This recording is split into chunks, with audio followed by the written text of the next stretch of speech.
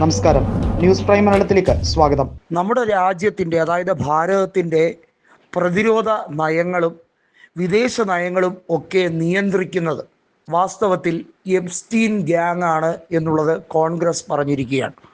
അതായത് കോൺഗ്രസ് വെറുതെ ഒരു ആരോപണം ഉന്നയിക്കുകയല്ല, അതിന് തക്കതായ തെളിവുകൾ അടിസ്ഥാനപ്പെടുത്തിയാണ് ഇത്തരത്തിലൊരു വാദഗതി ഉയർത്തുന്നത്.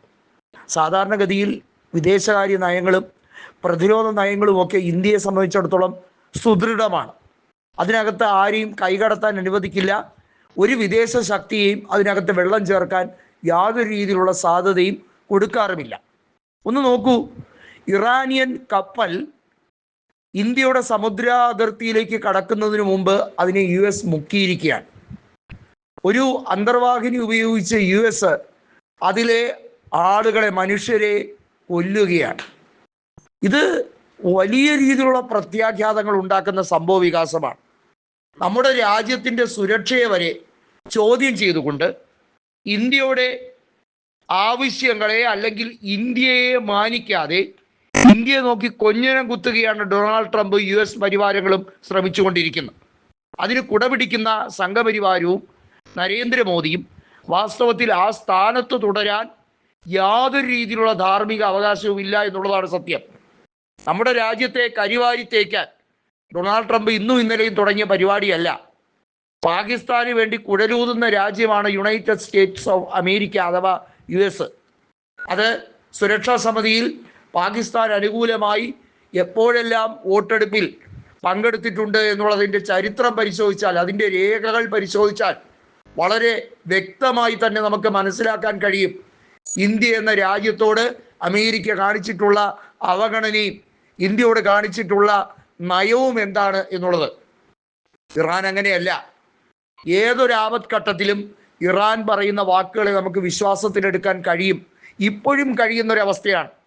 ഇറാനിയൻ കപ്പലിനെ ഇന്ത്യക്ക് സംരക്ഷിക്കാൻ കഴിഞ്ഞില്ലെങ്കിൽ അത് നമ്മുടെ വിദേശകാര്യ നയങ്ങളിലും നമ്മുടെ പ്രതിരോധ നയങ്ങളിലും ഉണ്ടായ വീഴ്ചയാണ്. അങ്ങനെ തന്നെയാണ് ഇതിനെക്കുറിച്ച് പ്രതിപക്ഷം ഒന്നടങ്കം പറയുന്നത്. അതിനകത്ത് നരേന്ദ്രമോദിക്ക് പെട്ടെന്ന് അതിനൊരു മറുപടി കൊടുക്കാൻ പോലും കഴിയുന്നില്ല എന്നുള്ളതാണ് സത്യം. കാരണം ഇന്ത്യ ആതിഥേയത്വം വഹിക്കുന്ന രീതിയിൽ ആ കപ്പലിനെ സ്വീകരിക്കാനിരിക്കുന്ന സമയത്താണ് ആ കപ്പലിന് അപകടം പറ്റുന്നത് എന്നുള്ള രീതിയിലാണ് ഇപ്പോൾ ഏറ്റവും ഒടുവിലത്തെ റിപ്പോർട്ടുകൾ വരുന്നത്.